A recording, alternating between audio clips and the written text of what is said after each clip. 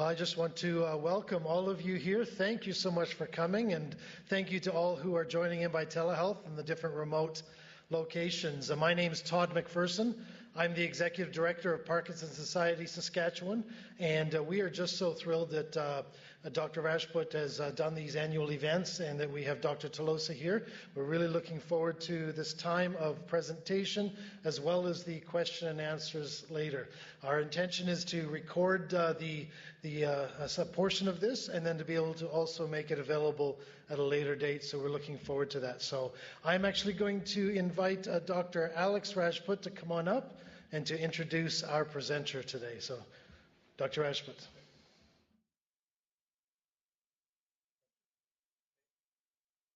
Thank you very much, Todd. I've got two bios to choose from, so I'll use the one that you're probably familiar with that was posted for the talk. Dr. Tolosa is MD, PhD, and he's an expert on the advances in the field of Parkinson's disease and movement disorders. He recently received the prestigious Movement Disorders Research Award from the American Academy of Neurology in 2014 for his research career in premotor phase Parkinson and his understanding, treatment, and prevention of movement disorders. Dr. Tolosa earned his movement disorder degree from the University of Barcelona, Spain, and obtained his neurological training at the University of Minnesota Hospital in Minneapolis.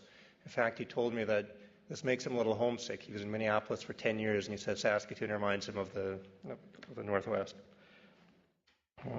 He was a visiting scientist at Brookhaven National Hospital and subsequently joined the faculty of the Department of Neurology at the University of Minnesota. He was later appointed Chief of Neurology at the University Hospital in Barcelona in 1982. He received his American Board of Neurology certification in 1976 and became a fellow in 1997. He's a fellow of the American Academy of Neurology, the ANA, or American Neurological Association, and the Royal College of Physicians, and a founding member of the MDS, or Movement Disorder Society. He's been president of the MDS and president of the European Neurological Society. Professor Tolosa is an honorary member of several neurological societies, including the British Neurological Association and the French Neurological Society. Today he's going to talk about prodromes of Parkinson's disease. Dr. Tolosa flew here all the way from Barcelona, arrived yesterday, and will be leaving on Saturday morning. So please extend a warm welcome for Dr. Tolosa.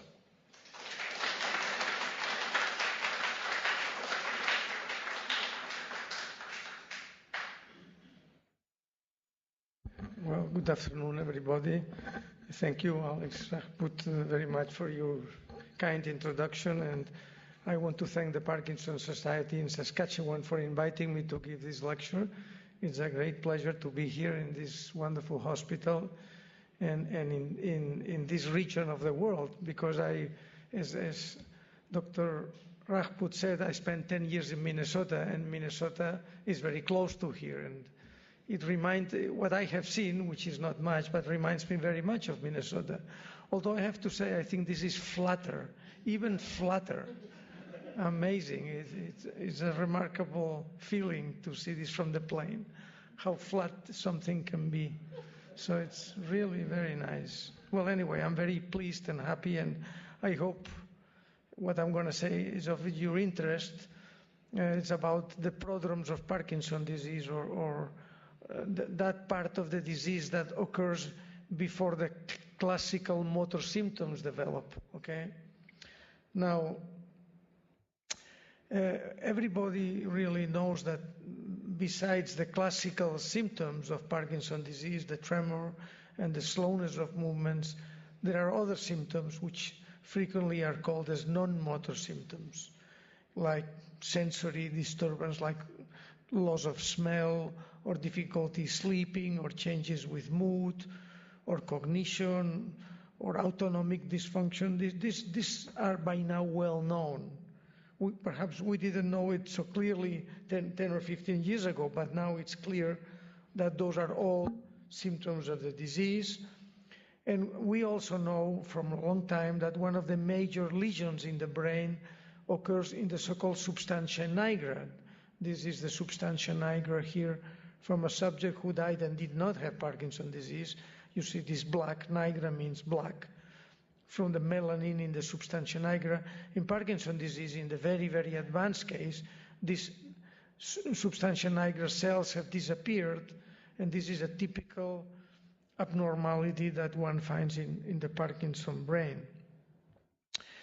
And also another well-known fact is that if you look in the microscope in this region, in the substantia nigra and other regions, you find synuclein aggregation. Synuclein is a protein that is very abundant in the brain, but it aggregates and it's difficult to dissolve, and it deposits in the brain. So patients with Parkinson's disease have these aggregates of synuclein, which we call Levy bodies because were described by Levy many, many years ago.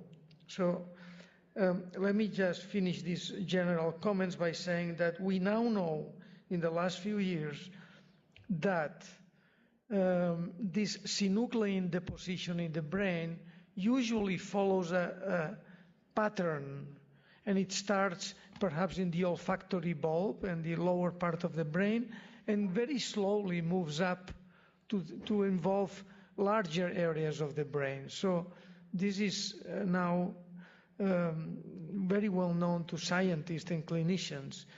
And synuclein, when it affects the brainstem, which is where the substantia nigra is when the classical motor symptoms appear.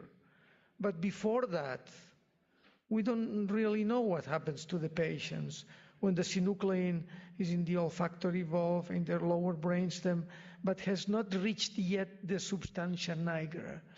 So I'll be talking really about this period, when we know there is synuclein deposition in several areas of the brain, but not yet clearly in the midbrain where the substantia nigra is, because when the substantia nigra gets involved, the classical motor symptoms of slowness of movements, tremor, difficulty walking, writing, low voice, all these things happen. But what happens before? This is what I would like to address to you today. Let me just also add that in Parkinson's disease, we now know that not only the brain has aggregated synuclein in the substantia nigra, in many other areas in the olfactory structures, in the lower brainstem, but also in many organs in the body. There is synuclein aggregation in some areas of the heart, in the gastrointestinal tract, in the urinary tract. So this is, for example, aggregates of synuclein in the epicardium. They are very easy to find. And we don't know what they do there, really. They are not very bothersome to patients. But so Parkinson's disease is not only a disease of the brain, it's a disease of the brain and of many systems outside the brain, okay? It's a multi-organ disease. And this, you will see, is important even for diagnostic purposes, okay? And perhaps it's important because maybe some of the symptoms of the patients have to do with involvement of this peripheral nervous system, okay? So this is kind of a new concept. Maybe it was known years ago, but it's lately that we've become to realize how important this peripheral involvement with synuclein aggregates is. Now, I want to talk to you about the beginning of Parkinson's disease, the prodromes or the beginnings. No, it's important, very important to know when does Parkinson's disease begin and in what part of the nervous system, peripheral, central, and whereabouts in the nervous tissue. Now, typically, the onset of Parkinson's disease is associated with the classical symptoms, the tremor, the slowness, the slow gait, and I'll give you two examples. If my wording is too technical, please tell me. Say Tolosa, make it easy, comprehensible, so please don't hesitate to tell me if Ali, please tell me if it's a bit complicated what I say. But let me give you two examples. Let's suppose a 75-year-old man comes to the clinic and tells you that for 1 year he had occasional tremor in the hand. So if I were to write down in the chart, I would say the disease started 1 year before, age 74. This is the way it has worked for years. Now another example, a 62-year-old woman, for the last 2 or 3 years, she moves a bit slow, and she looks depressed, has lots of facial expression. If somebody asks me, and I say, okay, she has Parkinson's disease, and somebody asks me, when did the disease start? I would say, well, 3 years before, age 60. This is how it has worked until now. But this now has changed dramatically. This is not the way we look at it now. So let's say it is true that we've known for years that some patients complain at the beginning of non-motor symptoms like pain and stiffness, let's say in one shoulder, or maybe the family says, well, he's lost energy, he looks kind of depressed, or he doesn't pay attention to things, it's difficult to concentrate, less interest for others. But when these things happen, it's really very much at the beginning of the motor symptoms, okay? So I will not concentrate on this. It is true that these symptoms are common, but they are noticed by family and perhaps the patients by the time that the classical symptoms manifest, like the tremor. Now, this is a diagram that is used in every lecture anybody goes. You can see this diagram, but it's very illustrative from Ken Marek and collaborators. It tells you that those are the symptoms of Parkinson's disease in time. So no symptoms, no symptoms, no symptoms. Then the patient is diagnosed because there is a few symptoms, and gradually they continue to progress over time, okay? But the idea is that through this time, which is pre-diagnostic or pre-motor, because the motor symptoms start here, at this time, things are going on that maybe we can detect. We call this pre-motor or prodromal phase. Things are happening that perhaps we can identify, and we can possibly diagnose Parkinson's disease in this prodromal phase before the onset of the motor symptoms, okay? So I'd like to give evidence to you that there is a prodromal phase during which patients have symptoms and during which the right type of studies may allow us, hopefully soon, to diagnose in subjects which have not developed yet the classical motor symptoms, okay? Now, I will discuss with you some imaging evidence. I will tell you that some symptoms occur in the premotor phase. Of course, they have to be non-motor symptoms. If not, would not be premotor. And I will present to you some markers of diagnosis that can be possibly used in the premotor phase. Okay. So briefly, I will not get in great depth, but we can discuss this at the end as much as you wish, any of these areas. So this is evidence that with a scan, we can detect the premotor phase. Well, let me explain that briefly. This is a dopamine transporter scan. This is the normal dopamine that you see in the brain of a healthy subject. Now, in somebody that has Parkinson's disease, dopamine is low, and if the patient has Parkinson's disease in one side, okay, you can see that the contralateral side is very low in dopamine compared with this part, okay? But what's interesting is that this part, which is contralateral to the healthy side, it's also below normal. So compare with this is below normal. So the abnormal DAT scan is visible before the symptoms appear. Okay, so we are getting an indication here that you can detect an abnormal dopamine image before the symptoms develop. Another example, this is a PET study, positron emission tomography with fluorodopa. You give fluorodopa, levodopa marked with fluor to a healthy subject, you see the basal ganglia normally. Now, this is a subject that has a mutation of a gene and who will eventually develop Parkinson's disease, but he has not developed it yet. It's already low compared with this normal. You see a diminished area and less pink area in this subject, who presumably later will develop Parkinson's disease. So with the imaging, you can already detect an abnormality in the dopamine cells, in the dopamine system, okay? So these are just indications that we have some imaging techniques to detect the dopamine loss before the patients have the symptoms, okay? Now, how about symptoms, true symptoms, which is what patients understand better and we clinicians understand better. We now know from a number of epidemiological studies that I'll briefly describe to you that in this premotor phase, before the classical symptoms, many patients, although we don't know how many, but quite a few, develop loss of smell, which is what hyposmia means, may have problems sleeping, like they may fall asleep excessively or have violent nightmares, or they may have constipation way before the development of the tremor or the motor symptoms, or have depression or anxiety. So this is very interesting. So this phase that we were showing here is not a silent phase. We just hadn't paid enough attention to there.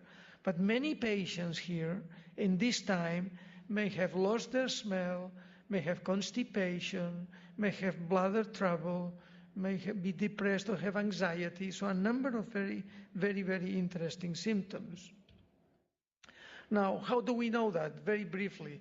There is, like, for example, the Honolulu Heart Problem studied 2,000 and plus elderly subjects, and they studied a number of issues like if they had constipation or not, if they could smell well or not, about their bladder function, so forth, in healthy elderly subjects. And then the subjects were followed every 4 years or every year. You know, every year you would see these patients, and after 8 years of follow-up, 35 had developed Parkinson's disease. Well, as it happens, these 35 subjects who developed Parkinson's disease were among those that had the worst smell scores. So, okay, the subjects that could smell well, none of them developed Parkinson's disease after 8 years. But among those that had poor smell are those that develop Parkinson's disease. So clearly, poor smell was a risk factor or an indication that those subjects will later develop Parkinson's disease.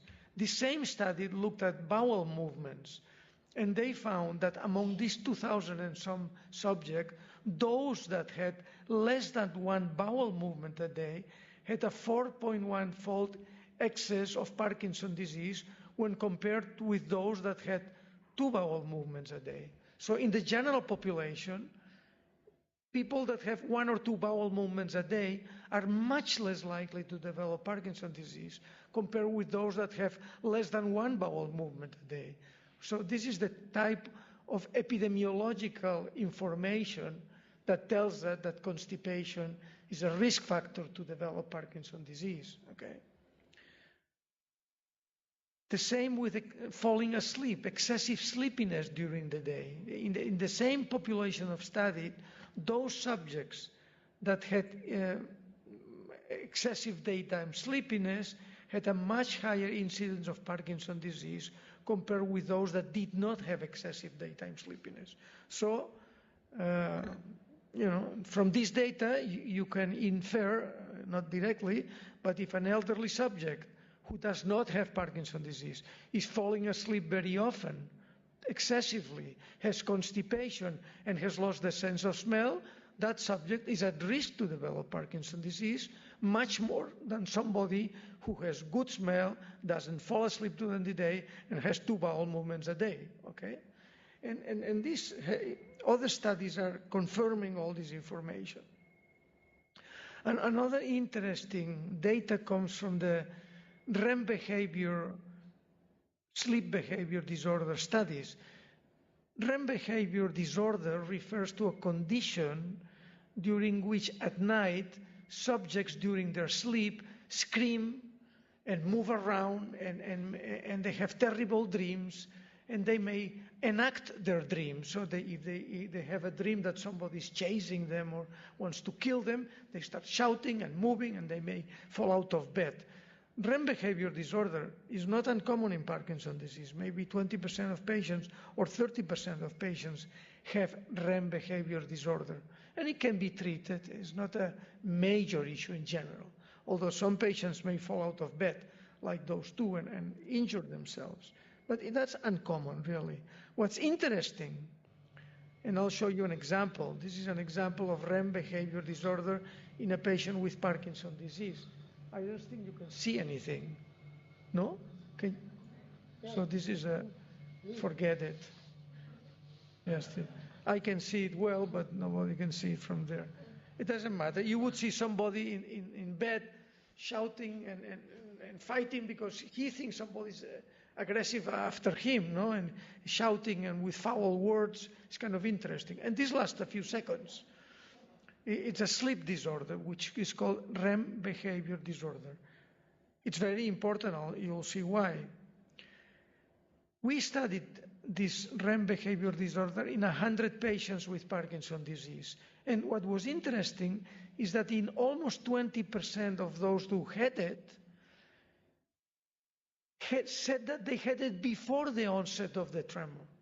So probably here somebody, like you may have REM behavior disorder. No big deal probably. But if you remember well, maybe you had it before you developed the Parkinson's symptoms. Because this is now very well established that this can happen. And you will see. For example, the doctors in the Mayo Clinic described several patients that had this sleep disorder you just didn't see, but I explained to you. It preceded the onset of Parkinson's disease up to 50 years. Amazing. Amazing that 50 years. And I've seen patients that I said, well, you have this sleep problem. When did it start? Most of them say, oh, a few years ago. But some said, oh, no. When we got married, you already did it. The spouse would say, amazing. So they've been married for 50 years. And the wife, because this is something that if you have it the night of marriage, the day you get married, if your husband has this spell and hits you, I mean, you certainly remember. And some patients remember that. I always ask, listen, the day you got married, what happened? Most of the time, nothing happened. I mean, nothing violent happened. But some did, and some did. Anyway, this is a very serious paper in neurology. Half a century before the development of tremor or the symptoms of Parkinson, the classical symptoms, some patients already had RBD. And the same with depression. We described many years ago a group of Parkinson's disease with depression. And we described that a third of those, the depression started years before the onset of the motor symptoms. Everybody who has looked at that has confirmed that there is an increased risk of Parkinson's disease after depression. So I think we can say, and I'll go back to this slide because it's very interesting, that in the prodromal phase, not only one can detect loss of dopamine cells with images, but one can detect a number of symptoms like loss of smell, sleep problem, constipation, depression, that conform what we call the prodromal phase of Parkinson's disease. Okay. One interesting study I would like to mention to you was reported this year in England by Annette Schrack and collaborators. And they looked at, like 14,000 or more people, a large number of subjects, sorry, I can't have the exact figure, that go to a system of health that everything gets anotado. Sorry, my English is not that good, but it's If you go to the doctor in England, in certain areas of England, everything has registered. So you can now track back the people that went to the doctor at what time and for what reason in these 20,000 people. Well, those subjects that are currently having Parkinson's disease, you can look back and see why did they go to the doctor 10 years before or 15 years before, and compare it with those that don't have Parkinson's disease. So this is a very interesting information because it has no bias. When patients went to the doctor 10 years before, nobody knew that they would have Parkinson's disease later on. So look, the patients that now develop Parkinson's disease, they had gone to the doctor for constipation much more often than those that did not develop Parkinson's disease. Fatigue is another symptom that may antedate many years compared with those that don't develop Parkinson's disease. Dizziness, hypotension, erectile dysfunction, or urinary dysfunction. Constipation occurred 10 years before developing Parkinson's disease. Urinary dysfunction maybe earlier, not so long, or fatigue, particularly the 5 years before. But anyway, this means that if you're a family doctor and the patient comes to you and says constipation, which, in Spain, half the population probably has constipation. I mean, these are common symptoms, erectile dysfunction, urinary, so a bit non-specific. But, you may be a family doctor and somebody comes with constipation and you don't find an explanation. Well, in the back of your mind, if you ask that patient, have you lost your smell? You have erectile dysfunction? If the answers are yes, yes, yes, well, maybe this individual is really at risk of developing Parkinson's disease in the near future. All these things have to be studied well prospectively, but all the information, everybody who looks at this type of information comes up with the same conclusion, that those are symptoms that occur in the preclinical phase or premotor phase of Parkinson's disease. Now, finally, this is a suggestion of how, these symptoms don't come together at the same time. Probably some come earlier than others. So Hawkins and collaborators have proposed that first you lose your smell, then you have sleep problems, maybe 10 years. You may lose your smell or have constipation 20 years before the onset of symptoms. Then comes the sleep disorder with RBD or excessive sleepiness. And finally, the motor symptoms develop and continue to progress over 10 or 20 years. In any event, I think Hawkins is wrong. Information that we've gathered would put hyposmia much closer to the onset of the motor symptoms. But this is now, with the information available when this slide was made, it was, of course, the right thing to put. But it doesn't matter now which symptom starts first. It's the concept that Parkinson's disease starts 20 years before. So it's not a disease that starts here and lasts 30 years. It starts 20 or more years before, until then the motor symptoms start and evolve very gradually until 30 years later. So it's it takes a long life, great part of the life of the subject. Fortunately, these first 30 or 20 years are almost asymptomatic, or almost, you may have constipation or bad dreams or nothing excessively serious. The serious symptoms, I think, start usually here or even later than that, okay? Is that more or less clear?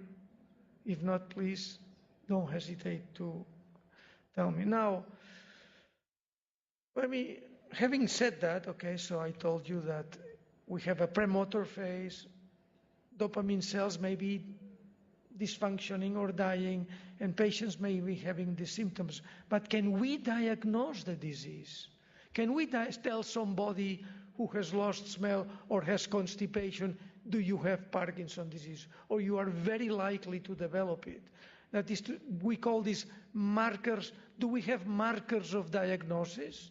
I mean, you can diagnose diabetes looking at the blood glucose. It's a marker. Low blood glucose is a marker of diabetes. Do we have a marker of Parkinson's disease? So we can diagnose it in somebody who has sleepiness or depression. Well, difficult. I think we don't have a good markers. I like to be humble about that, and I'll tell you why. But we don't have markers of diagnosis. Neither do we have markers of how the disease progresses. I mean, once the disease declares itself, we know how it progresses. Patients, with time, develop more and more problems. This is unavoidable. Some very, very slowly, others not so slowly. But we can follow the symptoms.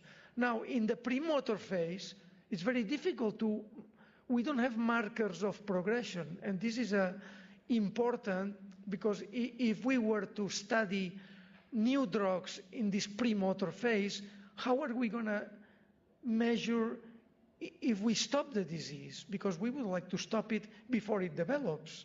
So we need markers of diagnosis, and we need markers of progression in this preclinical phase. So a lot of research is being done in that. The Michael Fox Foundation is putting millions of dollars.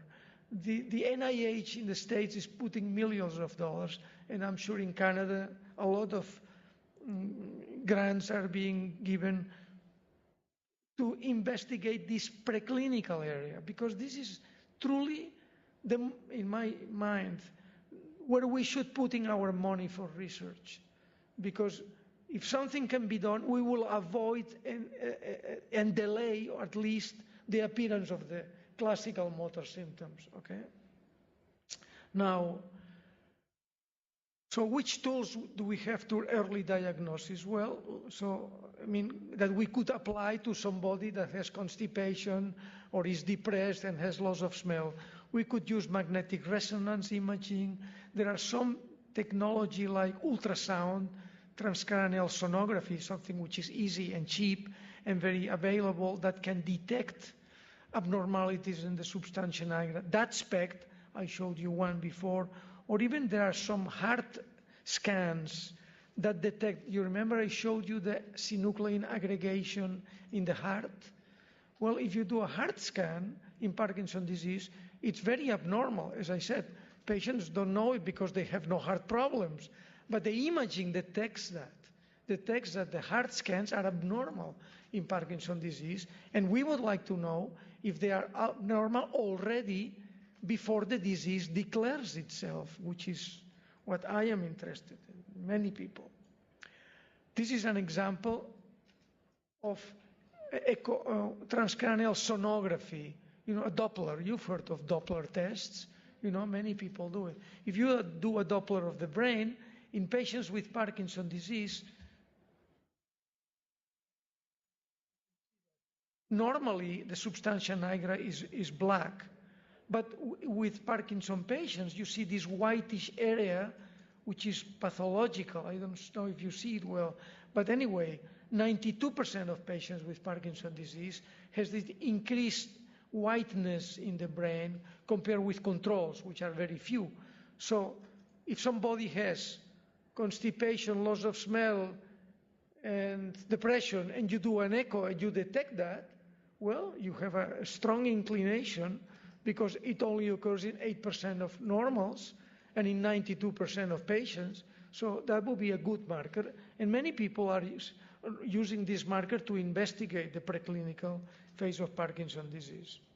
Now, another thing too, and I'm getting close to the end, but another thing I wanted to tell you is how difficult it is to study the preclinical phase of Parkinson's disease, okay? So you may say somebody's constipated, but my God, there are 100 causes of constipation. Depends on what you eat, depends if you move a little or a lot, depends what kind of medications you are taking. I don't know. So, as I said, a quarter of the population has constipation. I mean, it's very difficult to study. You would have to study hundreds of thousands of people, no? Depression, the same. There are so many people with depression. Very few eventually develop Parkinson's disease. So to study the general population has become very difficult to detect those that will develop Parkinson's disease. To study this in the general population is difficult. So people, what have done is looked at what we call enriched population. That is, to define a population of subjects that have a high risk to develop Parkinson's disease. If you take the entire depressed people in Canada, the probability that some will develop Parkinson's disease is very small, because there are a lot of depressed people in Canada. I hate to tell you, but it's the truth. And we can think of another country who will say the same, right? But if you look at patients with RBD that come to the clinic, the sleep units, because they have RBD, those have a very high proportion. Actually, all of them will develop Parkinson's disease in the following 10 or 15 years. So the strategy has been to identify those at high risk, patients with RBD, patients that have lost smell, those are at high risk, and patients that have genetic Parkinson's disease. 5% or let's say 3% of patients with Parkinson's disease have what we call autosomal dominant Parkinson's disease. It's inherited from your parents, and you will convey the mutation to your children. So these genetic forms, you can identify those who have the mutation, and most of them will develop Parkinson's disease. So if you have 100 subjects with a mutation, most of them will develop it. This is a high-risk population. You can study those. You can treat those with treatments and see what happens in 5 years or 10 years. So the shift now, or the interest now, is to study those populations that are known to develop Parkinson's disease at high risk. And those are examples of 3 populations. And we, in our department, have studied mostly patients that come to the sleep unit because have REM behavior disorder. If somebody age 50, one night starts screaming and hits his wife or falls out of bed, they become alarmed and they go to the doctor, they go to the sleep unit, okay? Most people get alarmed, especially if it happens 3 days in a row. Happens one day, you can say, well, maybe I drank too much, or I'm stressed or something. But if this happens 3 times, you certainly go to the doctor and you end up in a sleep unit. Well, patients with RBD, which have unpleasant dreams and abnormal movements, as I told you, a very interesting observation was made by Carlos Sheng, a Cuban doctor working in the States, is that the majority of them end up developing Parkinson's disease if you follow them with time, after 10, 12 years, okay? So, and we have confirmed that. We studied 174 patients with RBD, followed them for 15 years, and after 5 years, 33% had developed Parkinson's disease. After 10 years, 76%. After almost 15 years, almost everybody. So this is an incredibly interesting population of subjects to study, to look for markers of progression and other markers of disease, because we know they will develop Parkinson's disease, okay? So to give you an example, in a group of patients with REM behavior disorder, RBD, we did dopamine specs and sonography, the Doppler test, and those that had an abnormal DAT SPECT or an abnormal sonography, after 2 years, 8 had developed Parkinson's disease out of 43, out of 27. Those that have normal tests, none of them had developed Parkinson's disease. So we can take patients with RBD, check with a DAT scan or a Doppler, and if it's abnormal, in 2.5 years or in 5 years, half of them will develop Parkinson's disease.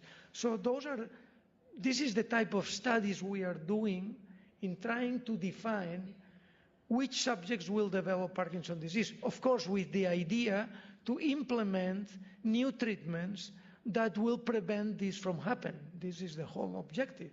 All these studies I'm mentioning have as a final focus the possibility of trials with new drugs that will prevent development of the disease, okay? If it works in RBD, we will use them in depressed patients that may have possibly other markers. But these studies are done in enriched populations, okay? Now, this is, for example, a patient that had RBD and developed Parkinson's disease after 2.5 years. You can see that the DAT scan progressively deteriorates the image. This patient did not develop Parkinson's disease, and there is no great change in the dopamine transporter image. So dopamine transporter is becoming an important marker of progression in this subclinical phase, at least in patients with RBD. Olfactory dysfunction. We published in collaboration with the group in Innsbruck a paper this year that patients with RBD, with sleep disorder, if they lose their smell, then they have a high chance. Just look at the conclusions of our paper. Assessment of olfactory function may help to predict the development of Lewy body disease, that is Parkinson's disease, in patients with RBD over a relatively short time, and thus to identify patients suitable for future disease modification trials, okay? So this is the kind of research we are doing, and we are hoping it will lead to the identification of markers of diagnosis, marker of progression, so we can start doing clinical trials in preclinical Parkinson's disease, so we can delay the disease or avoid its appearance. Particularly interesting has been the Michael Hawkes Foundation. I don't know if you've heard about the PPMI. This is a very popular study that the Fox Foundation has going on. Anyway, my message here was that there is a lot of scientific interest, a lot of economic support. For example, the PPMI, this Fox Foundation study, has now included a branch of subjects that have lost smell or have RBD, because they've become aware that these are high-risk population subjects.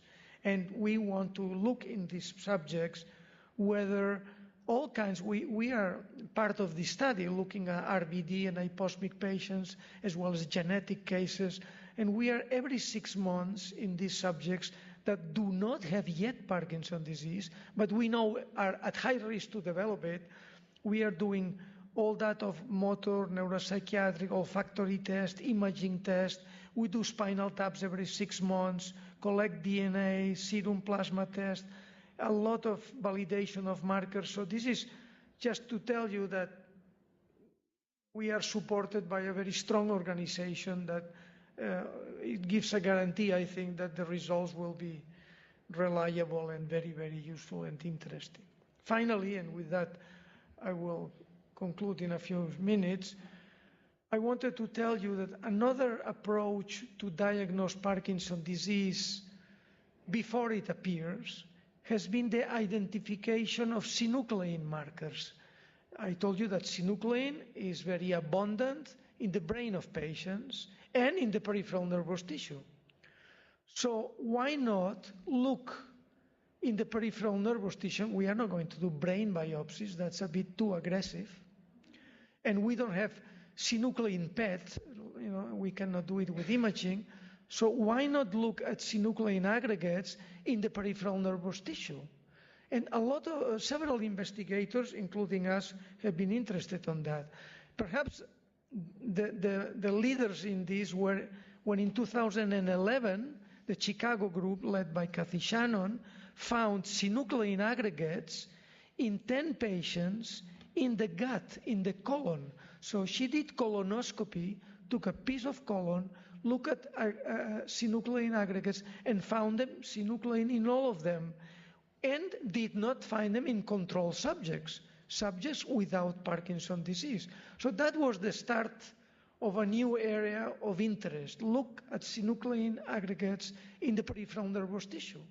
That has been very interesting. We recently reviewed this topic, and it has been found in living patients with Parkinson's disease. This is with Parkinson's disease. It has been found in the salivary glands, in the submandibular gland, in the stomach, in the colon, in the skin, postmortem tissue, in many tissues. But I'm interested in the living patients, because that's where I would like to find synuclein aggregates in the pre-clinical phase. This is our objectives. This is, to finish, a very interesting study that Charles Adler did, I think it's Pennsylvania, and they looked in the submaxillary gland, submandibular gland. 9 out of 12 subjects had, sorry, it's in Spanish, I missed that, it's not in English, but 9 out of 12 biopsies in patients with Parkinson's disease had aggregates of synuclein in the submandibular gland. So really, we are now getting close, and none of the controls had it. So we are getting close to diagnose Parkinson's disease with a biopsy, which frankly, it looks, it doesn't look good because the needle is very long, but we've been doing submaxillary gland biopsies to patients in the last 3 months, maybe 40 biopsies, and it's well tolerated, really. In the great majority of cases, it produces no pain. It's a startle because it makes a noise when the needle goes in, but it's usually well tolerated. And it's providing phenomenal information, really. So I'm very, very thankful to patients and families who have agreed to these studies. It goes without saying. But finally, maybe even easier, there are very recent papers that you can, in 2004, 2015, this paper appeared just a few weeks ago, that you can find synuclein aggregates in the skin of patients with a specificity and sensitivity of 100%. This paper by Zhang is a study, a small biopsy in the forearm of the patient found synuclein in every patient, and patients that did not have Parkinson's disease, none of them had synuclein, okay? So really, we think that this is the way to go. Try to find aggregates of synuclein in peripheral tissue. The skin is most promising. The question is, can we use it in premotor Parkinson's disease? We are working on it, and we still don't have the results. So to finish, we are looking for biomarkers, and a biomarker of early or preclinical Parkinson's disease would be a test that can reliably predict which patients are going to develop Parkinson's disease, okay? A test also that can quantitatively, that can reflect the progression of disease, okay? I think we are a step closer to diagnosis with these markers, although truly, we still haven't defined the ideal biomarker, okay? I'd like to conclude telling you that Parkinson's disease starts before the onset of the classical motor symptoms. The degeneration of the substantia nigra cells occurs years before the onset of the classical motor symptoms. Non-motor symptoms like depression, loss of smell, constipation, anxiety, depression antedate the classical motor trial, okay? So I told you at the beginning an example of a patient, actually it was one of these patients, I said, 75-year-old man, 1 year history of right hand tremor, mostly when nervous. If somebody had asked me a few years ago when the disease started, I would say, well, 1 year before. Now, let me tell you more story about this patient. He had lost weight in the previous 2 years for no reason. In the previous 2 years, he tends to fall asleep during the day, socially embarrassing. He's had episodes of nocturnal agitation during sleep since the age 50. So if somebody, let's say we finish here, when did the disease start? somebody asks me now, I say I started at age 50, 25 years before the development of tremor. Now, the question is, how is his sense of smell? And that's sometimes very difficult, because some patients tell you, oh, my sense of smell has always been very poor. Then it's very difficult to use this information. It is useful when the patient says, I used to have a very good sense of smell and I lost it 4 years ago. That makes sense. But when they tell you, listen, I've always had very poor sense of smell, that's ignore it. But my response here in this case would be the disease started at least at age 50, not at age 74.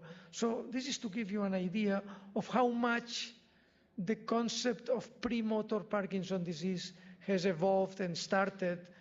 So we are now, if anybody of us wants to investigate the origins of Parkinson's disease, we have to investigate what happened to the patient 20 years before or 30 years before, not 5 years before, because the disease has started much earlier. We are wasting our time if we look at the risk factors 2 years or 3 years before. The disease starts many years before. I think there is overwhelming evidence for that. And this, of course, is important, this concept, because there are new treatments being evolved. This is a recent paper about the new anti-synuclein treatments. Some of them are being tested already in humans. You can inhibit synuclein aggregation. You can clear synuclein. There are vaccines against synuclein already tested in phase 2 in humans. And let's hope and imagine that some of them will work. Then we would like to apply them to the preclinical phase of Parkinson's disease, because it will limit, delay, or abort the process so the motor symptoms never develop.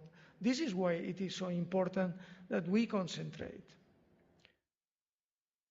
I think I should quit. I'd like to ask you, let's say, these are some slides that a friend of mine gave me, Dr.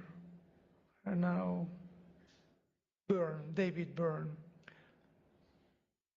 Some of you have Parkinson's disease already, but some of you don't, who are in the audience.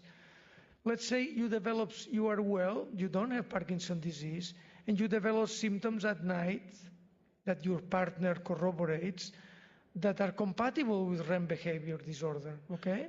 You've been shouting at night, think somebody's attacking you, and which is totally abnormal. And then you look back over the past 5 years and you become aware you've lost your sense of smell. What would you do? What would you do? This is the question. I mean, what would we informed people do? Is there any test that will tell me that I have Parkinson's? I'm going to develop Parkinson's disease, and maybe I want to get into a therapeutic program, or no? Are there any reliable results? Are there any available interventions that are cost effective?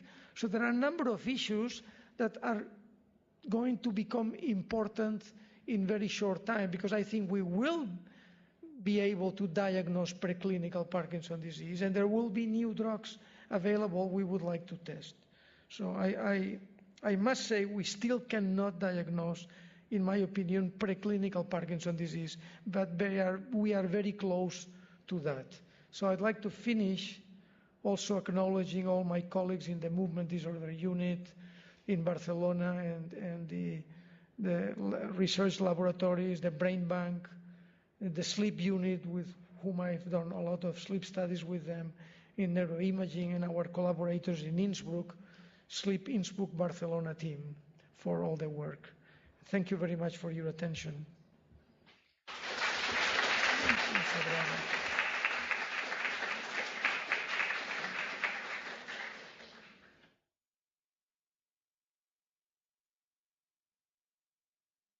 Questions, I'll be happy to answer them.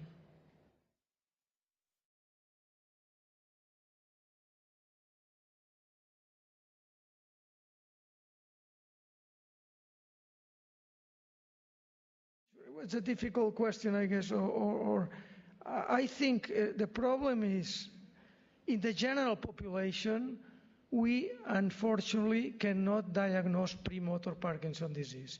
If somebody is constipated or depressed or doesn't smell well, it's not enough, and we have no way to say this person is likely to develop Parkinson's disease. So if there was a treatment available, we could not apply to, we would have to treat millions of people. 100 is too expensive, impossible, I think. Now, if there is a treatment available to slow down Parkinson's disease, I would seriously consider looking at these high-risk populations, like the RBD population, and apply it to them. Now, why do I say that? Because we are talking about a very few patients. You know, to collect 200 RBD patients is not, there are not that many. So it's manageable. The problem is manageable. But in the general population, which is where we would like to act, it's still very difficult to define those patients that really are at high risk. Okay? There are some studies, like in England, they have a web-based project where people can get into this web page and see if they have risk factors like loss of smell, constipation, erectile dysfunction, bladder dysfunction, falling asleep, screaming at night. So if you answered yes to all of them, you can speculate, my God, that you have high risk to develop PD. So maybe you could apply this intervention to them. But truly, nobody has tested that. This makes sense, but needs to be formally tested, as the English people are doing, okay? So if people have all these risk factors and you follow them, will they indeed, the majority of them, develop Parkinson's disease in the next 5-10 years? You would presume they will, but we don't know. There is still a lot that needs to be done, really, to define populations at risk to whom you can apply these new interventions that will appear in the very near future, I hope.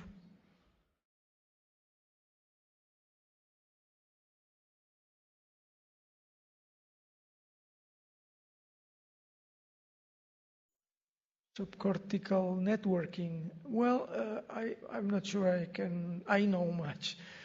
All I know is that some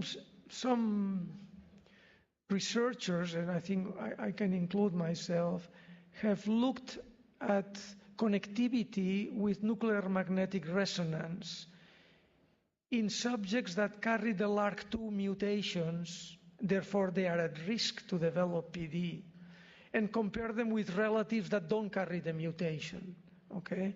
So there are several papers published on that, on connectivity.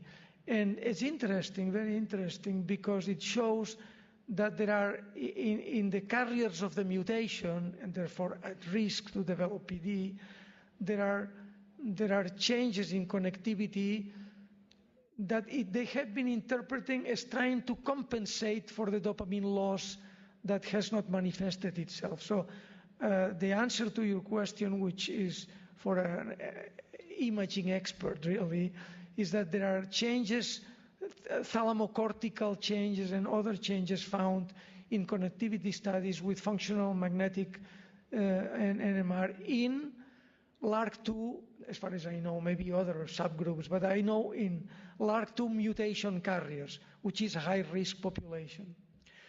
I'm not sure it has been done in idiopathic RBD. I don't know these studies. But of course, this is a way to go to study that. Thank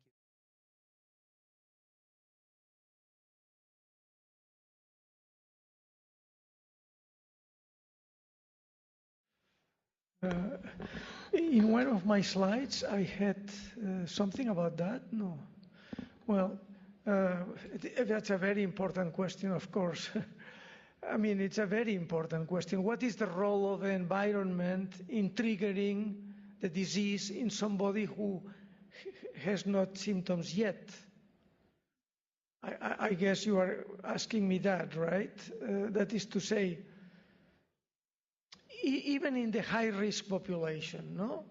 Let's say some subjects have a mutation from LRRK2, a gene, and they will develop Parkinson's disease in the next 20 years.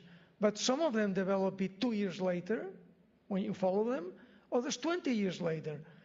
It is very likely that there are environmental factors that trigger in one patient the disease to develop quickly, and in others maybe it takes 15 or 20 years to develop. The problem is we don't, there are environmental plus additional genetic factors, of course, or that's what we think. But we don't know which ones they are, okay? Several groups are investigating that. Caroline Tanner and others are, for example, in the genetic forms of Parkinson's disease, are looking at what environmental factors influence the appearance or the lack of appearance of the condition. But I think,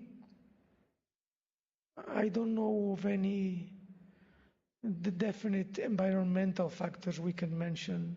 So maybe those, I mean, this is just a silly perhaps speculation, but you could say, okay, maybe those subjects that smoke a lot are less likely to develop Parkinson's disease because Parkinson evolves in those who do not smoke. So all these are interesting considerations. Or the less coffee drinkers are more likely to develop. This is the kind of investigations that are being done. But I don't think we have conclusive results, but this is very important. I fully agree.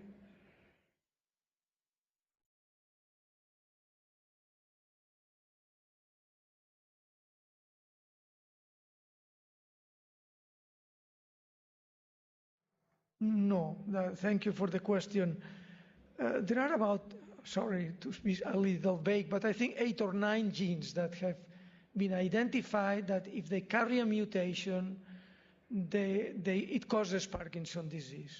Okay, there are some of them are called autosomal dominant because it goes from if the father or mother has it, 50% of the children will have it, and so forth. And others are called autosomal recessive, so the abnormal gene has to come from both father and mother. But no, there are about at least 9 genes that, if mutated, can cause Parkinson's disease. Usually, the so-called recessive forms that you need the abnormality to come from mother and father start very early, young age, 30s, 40s, and are very benign. And the autosomal dominant, like LRRK2, they are very much like the typical case, non-genetic form of Parkinson's disease. But I think if for your interest, that the investigations of the genetic forms are going to be the results of these investigations are going to be very, very important for the general group of Parkinson patients.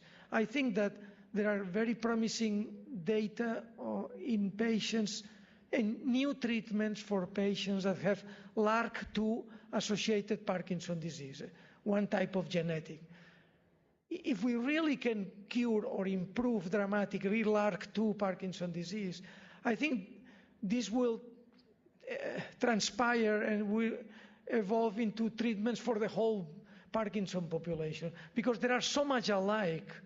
They respond to the same treatments, the same symptoms. So if we could cure or really improve one genetic form, and there are a lot of money in these genetic forms, like LRRK2 Parkinson's disease, I think the consequence of that is likely to mean that we may be able to treat also the entire population of patients. So I think studying genetic Parkinson's, the genetic forms, is very important, because at least we know the cause. Having genetic Parkinson's disease means you know the cause of your Parkinson. The rest, we don't know the cause. It's a black box, regrettably. I mean, we know a lot about, but the exact cause that triggers the disease is unknown. In the genetic forms, at least we know that it's this mutation of that protein that leads to cell death. So, researchers have a tool to study.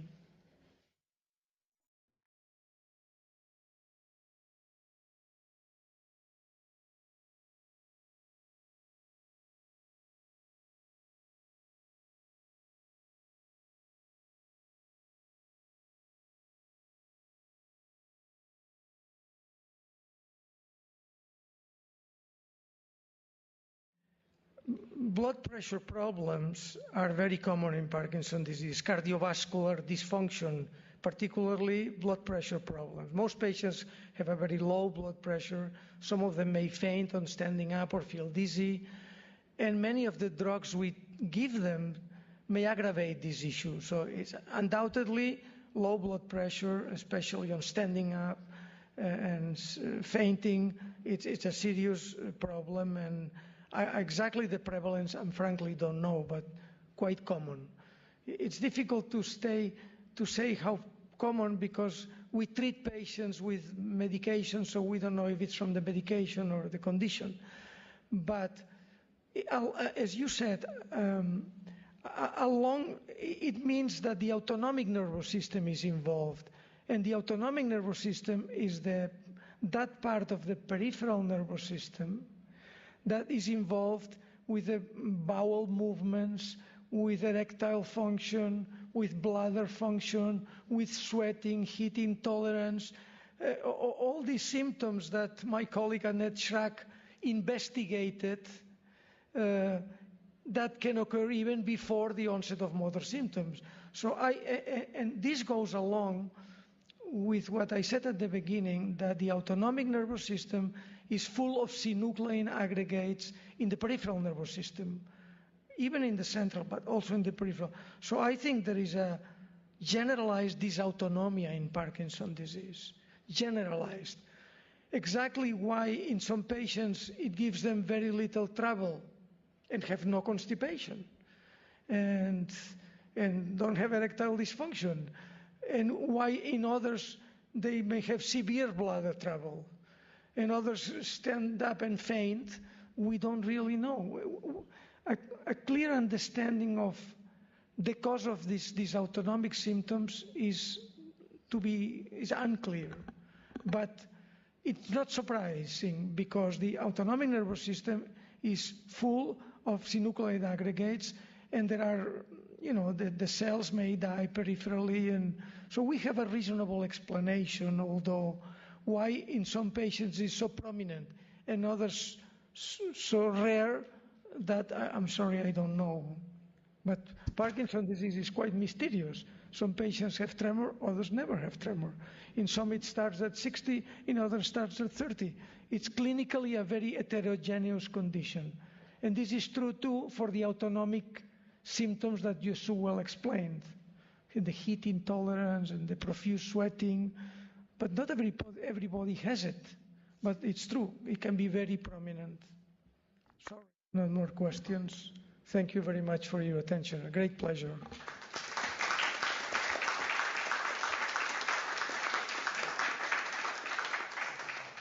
Welcome. Well, this brings us to the end. I just want to do a couple of words of thanks, but also just to remind you that we do have a little questionnaire evaluation form. We would love you to take a moment to fill out. It would really help us in preparing future events like this. I do want to say a special thanks to Dr. Tolosa. Thank you for traveling the distance, being here and presenting and being open to the questions. We greatly appreciate that. I want to say thanks to both Dr. Ali and Dr. Alex Rajput for your engagement both in this event and, of course, just your continued work for Parkinson's and the Parkinson's community. I want to thank St. Paul's Hospital and the telehealth staff across in this hospital across the province, and just want to thank you guys for being here, being part of it both locally as well as remotely. Thank you for this. We are, as the Parkinson's Society of Saskatchewan, we are working hard to serve you, educate, support in any way we can. And if you have questions, you can contact us through the website. Probably the easiest. You can find all our information at parkinsonsaskatchewan.ca, and we would love to help you in any way that we can. So thanks so much and have a great day.